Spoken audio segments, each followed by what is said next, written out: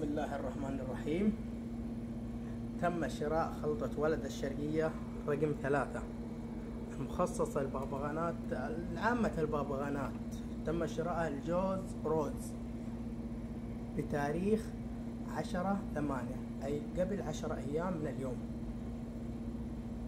وتعمدت إنه ما أنزل الفيديو أو أصور ألين أتأكد من الخلطة شخصيا.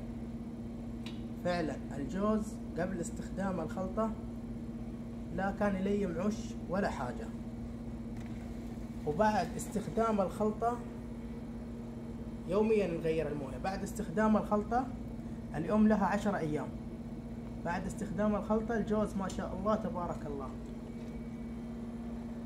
مليم عش، وأمس الليل يتجاوز الجوز.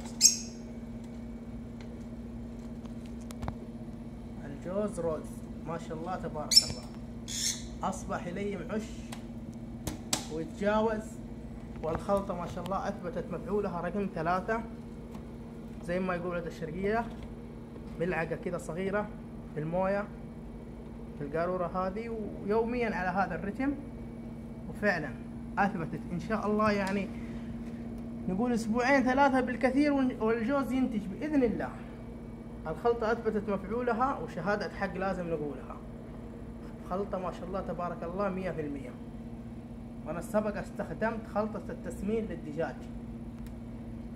فاستخدامي لخلطة التسمين هو اللي خلاني أشتري الخلطة هذه حقت طيور الروز، لأني جربت خلطة التسمين وفعلا أثبتت جدارتها. نقول لولد الشرقية شكرا وجزاك الله ألف خير على هذه الخلطة.